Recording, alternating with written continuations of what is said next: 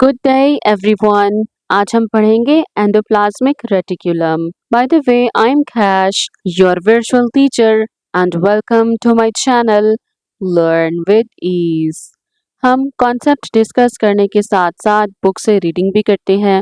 Book से reading के दौरान लर्नर्स आपने पेंसिल और हाइलाइटर अपने पास रखना है ताकि हम शॉर्ट क्वेश्चंस को लिख सकें और इम्पॉर्टेंट टेक्स्ट को हाईलाइट कर सकें। Endoplasmic reticulum, it is a network of membrane bounded channels present through out the cytoplasm of eukaryotic cells. Learners, जो एंडोप्लाज्मिक रेटिकुलम होते हैं ये मेम्ब्रेन बाउंड चैनल्स होते हैं, रास्ते होते हैं जो थ्रू आउट द साइटोप्लाज्म पाए जाते हैं, यानी कि तमाम साइटोप्लाज्म में पाए जाते हैं। बेसिकली आप समझ सकते हैं लर्नर्स, जो एंडोप्लाज्मिक रेटिकुलम्स होते हैं ये रास्ते हैं, चैनल्स हैं।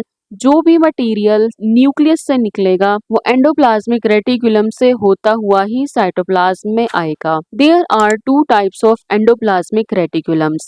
लर्नर्स, एंडोप्लाज्मिक रेटिकुलम्स की टू टाइप्स हैं, बात इंपॉर्टेंट है, आप इसे कर लें हाईलाइट। लर्नर्स, जब बच्चे 8th क्लास से 9th में आती है ना, उनके लिए फिजिक्स, केमिस्ट्री, बायो को समझना थोड़ा डिफिकल्ट हो जाता है। लेकिन लर्नर्स, जब आप इन चीजों को पूरी मेहनत से समझेंगे और समझकर चीजों को याद करेंगे तो लर्नर्स आपके लिए चीजें आसान होती चली जाएंगी। Rough endoplasmic reticulum, numerous ribosomes are attached on its surface. Learners, जो रफ एंडोप्लाज्मिक रेटिकुलम होता है उसकी सरफेस पे बहुत सारे राइबोसोम्स अटैच होते हैं। जब राइबोसोम्स एंडोप्लाज्मिक रेटिकुलम की सरफेस पर अटैच हो जाएंगे तो इसकी लुक रफ आएगी, जिसकी वजह से लर्नर्स इसको नाम दे दिया गया रफ एंडोप्लाज्मिक रेटिकुलम का।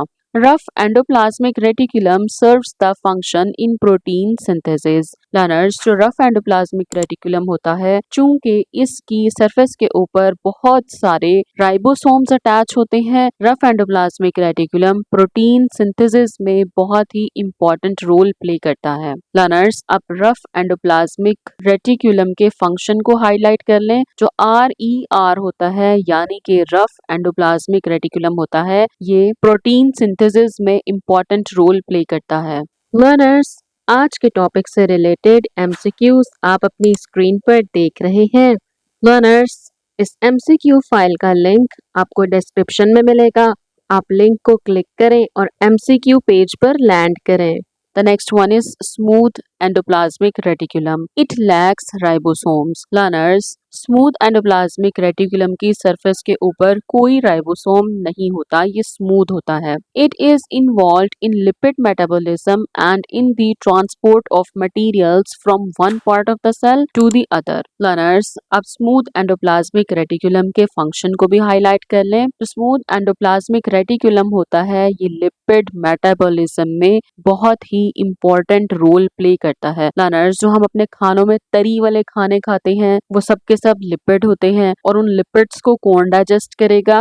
Very good, smooth endoplasmic reticulum digest करेगा। और learners, smooth endoplasmic reticulum transport में भी अहम किरदार अदा करता है। ये सेल के एक हिस्से से मटेरियल को दूसरे हिस्से तक पहुंचाता है। It also detoxifies the harmful chemicals that have entered the cell. Learners, हम सारा दिन किस कदर जंक फूड खाते हैं। जंक फूड में बहुत सारे हार्मफुल केमिकल्स भी होते हैं, जैसे कि अगर हम बात करें फूड कलर की। लर्नर्स, जो फूड कलर हम अपने खानों में इस्तेमाल करते हैं ऑल्दो वो एडिबल होता है लेकिन हमारी बॉडी को उसकी जरूरत नहीं होती, उसमें बहुत सारे हार्मफुल केमिकल्स भी होते हैं। तो उन हार्मफुल केमिकल्स को डिटॉक्सिफाई करेगा smooth endoplasmic reticulum. In muscle cells the smooth endoplasmic reticulum is also involved in contraction process. Learners, smooth endoplasmic reticulum का एक और काम है। स्मूथ एंडोप्लाज्मिक रेटिकुलम मसल्स की कॉन्ट्रैक्शन में इन्वॉल्व होता है।